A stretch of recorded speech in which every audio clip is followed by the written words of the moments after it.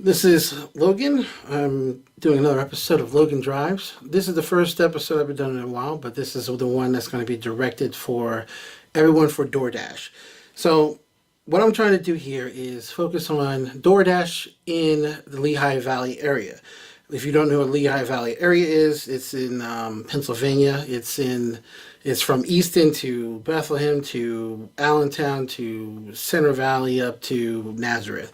It's in the center eastern part of Pennsylvania. Is over there. I'm going to cover a couple different steps of how I apply DoorDash to this area. This is basically a medium market area. Many of the people who are on YouTube or who talk about a lot of the delivery places or the driving places are usually from large markets, such as Philly, such as New York City, such as Phoenix or San Francisco. Those are markets that you're going to get huge volume, and that it's going to be easier to do it. What makes Lehigh Valley different is that we have the same amount of people who will be driving in a large market almost, or to doing deliveries or doing Uber or Lyft. And they're in a smaller location with less people, but we have almost everybody's like an activated driver. It's almost like watching The Matrix, where there's Agent Smiths everywhere. So it makes it a very difficult area to do things in, but you still can make money doing it. So we're going to launch into a list of things to be able to help people out who are in medium markets, and also people who are in actually Lehigh Valley area, so that I have found from doing DoorDash particularly. So number one key, as someone who orders on the app, as someone who delivers on the app, if I don't see a bag, and you know what I mean, a hot cold bag, if I don't care if it's red, black, green, purple, if it's not a hot cold bag and you come up to my door and you deliver the food, I'm going to mark you the lowest moment where I can mark you down.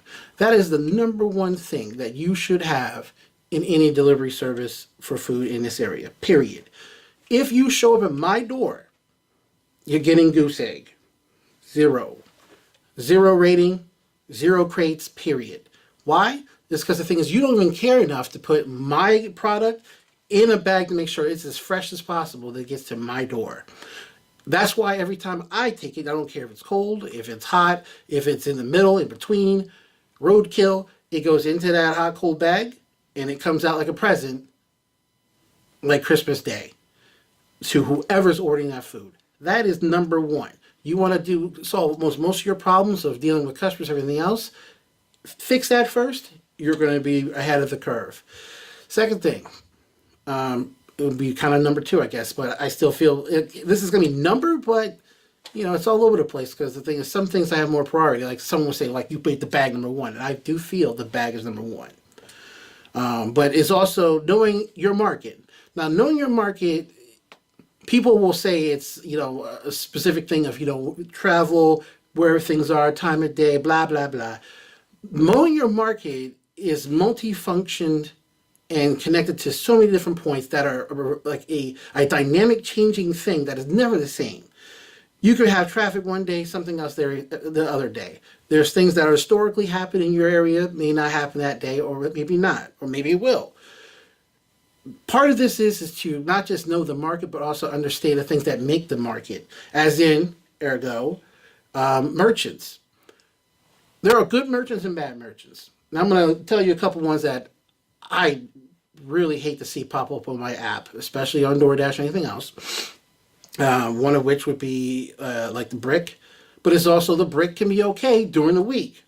The Brick gets bad when it's like Thursday, Friday, Saturday, Sunday. Sunday not as bad, where you're going there, showing up, and your order's not ready. It's a little easier with DoorDash, because DoorDash, for the most part, they will order it, and you will come in and get it and ready. And typically it's ready because they think it's a customer. They treat you like second-class citizens when you are on Grubhub sometimes. Some of these vendors. Sabrisi Restaurant. That one is one of the worst ones across the board. Period. Taco Bell over in Allentown. I will never deliver from that place ever. They had like what 10 drivers in there one day, all lined up, and they were taking their time, saying that they weren't going to get to that or get to this. No, that's what I mean. And I guess that all the ones that said were bad. There are some good ones out there. Like for instance, Eastern Beach Bistro. It can be slow, and they may not be fast, but they are civil. They at least communicate with you, and at least try to talk to you, and try to help you and the customer. That, even though there's that, but it's a good possibility you will. So it's to know the marketplace triggers and changes, and what the vendors and who is there every day. If you're going to be in this gig and you're trying to make money, the best way to make the money is to know where things are. For instance, with DoorDash in this area, this is kind of number 3. DoorDash, unlike Grubhub and Postmates, DoorDash has it so that they split the market so that there's this little curve where it takes Bethlehem and Easton, and then it goes from the other part near Lehigh Valley Airport and like Allentown that way. It's split that way. So the thing is that you have to choose which one you're going to be in. More often than not, people are like taking over, the Bethlehem Easton thing, because you don't got to deal with Allentown. Allentown's more city with a whole bunch of billions of one-way streets, which are beyond annoying, but there you go. You have like that lower part down there with a lot of people. Then you got the other side, the Center Valley. Then you have there the airport near Fullerton Road, where you have the mall over there, the Lehigh Valley Mall. Those are the different things you're dealing with. So with DoorDash, you have to figure which side you're going to be on, because you're not going to be able to be going over to Bethlehem and coming back. You have to pick one or the other. And that is key in this area. So other markets may be split the same way, so they can try to maximize target areas. But you're going to have to try to pick one and figure out what's going to be the best so you can get your feet wet and learn from there. Order types. So then you're going to have a couple different order types. It's kind of like a number 4. Order types, you're going to see ones where that you have the prepaid. It's already prepaid, like an Applebee's. You go there, show up, don't got to whip out the red card. You get your order, you slap it in your bag, hopefully it's ready, and then you take off and keep going. Those are fantastic. Especially Applebee's and some of the other places, you usually get a little bit more money. People usually get a little bit more stuff, and you get better tips. You have the other one where you go to like a fast food place and you have to order the food.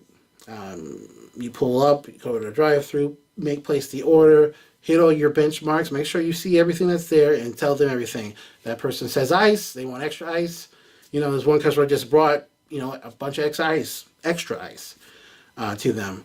And they says, wow, okay, I only ordered 2 drinks. I said, well, you put extra ice, so there's all your extra ice. So stuff like that is to really be detailed and look at what is in that order when you place that order. And then you can give the customer a valued experience by giving them exactly what they put down. And if there's something, sometimes people put down like a drink that's not at Burger King or Wendy's, and you have to let them know that's the case. And then they may pick a change or something, hopefully fast, while you're in the line. But typically you're going through that drive-through and you're placing that order. Those are the 2 main types. Postmates is a little bit different. They have a third, but DoorDash, at least it's one or the other. And then that one, when you're placing that order, you are using the red card. Oh yeah, there is the third one, because it is kind of like the whole placing the order. They place the order ahead of time, but then you have to pay for it with the red card, which is the same thing as prepaid, but you're using the card. But it's not as annoying as the one thing I have. One major gripe with Postmates is that other ordering method they have. Yuck. Let's see here. So we got that phone. Your phone is your most important piece of kit. Yes, people will say your car or everything else. Next to your bag, alcohol bag, your phone. Your phone is going to give you orders. Now here in this area in Lehigh Valley, I've rarely seen stacked orders. I've seen the people in the big towns, the big boys, they possibly get these stacked orders, or they get these little the guarantee tricks where they only give you a certain amount and you can get a little bit more. I've got that once where got more than what it said. But in this market, it's a fiercely competed market. Let's just say that. And it's strange where you see this market here where you would think the large plate cities would have more of a problem like this, but then there's so many people ordering on one side, on each side, and for all the things, they usually are busy no matter which one you pick. This market, more often than not, you're going to have to double box it. You're going to have to be running DoorDash, running some Grubhub, running Postmates, running GoPuff. We have GoPuff here too. So that is in Uber Eats. But Uber Eats here is barely used. But in Allentown, more people use it. But most of the larger area of the Lehigh Valley, not many people do Uber Eats. Who knows if that will change anytime soon. But the fact is that in order to stay busy, you have to at least at minimum mix and match 2 apps. You do some DoorDash, if you're doing this like a little side thing and you're trying to make a little side money, it could work. But remember, you're there fighting with everybody else trying to get that and the people who are on that schedule, which will lead me to the next thing after I finish the phone. But the phone, you have your order, you have the phone number, you have instructions there. Make sure you get a good phone. If you're going to be doing this, my phone has been instrumental in everything I've done with any of the gig economy because I've done almost everything, I could swear, in this area. Yeah, so the phone is definitely a key piece of your kit. Next to having a decent vehicle, always make sure you maintain your vehicle. Leading into that is the next thing. My major thing, other than, and most people will say they don't like the shady way that DoorDash does the whole tip thing. I want 100% of my tips. I am that guy. I will be that guy. But as long as it's, the money's coming in, you give me the orders and not playing games with me, so be it. But I best be getting those orders. If not, that whole thing's I got a problem with it. I have a greater problem with the scheduling system.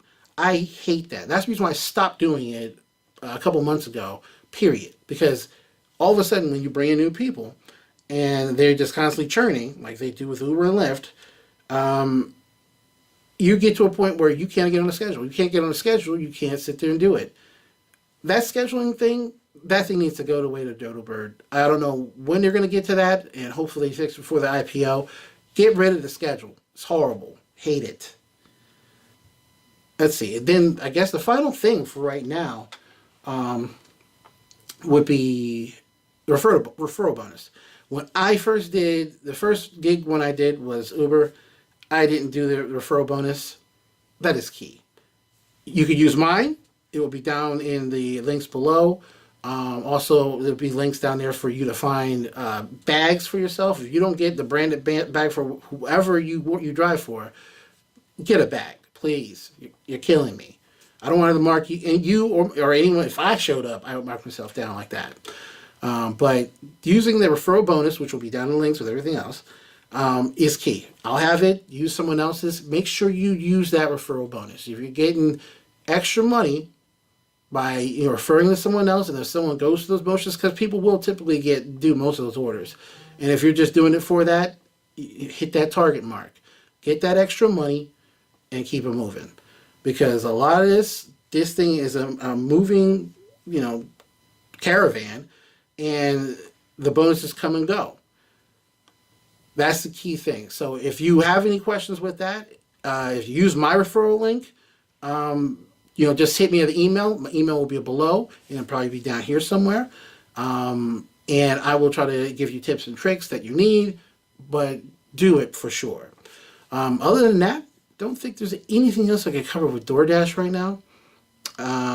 If there's anything that you guys have questions about, specifically to the market, the Lehigh Valley market, doing DoorDash or doing any of the apps, just reach out to me to that email that I have that's probably flashing right now. And keep on driving.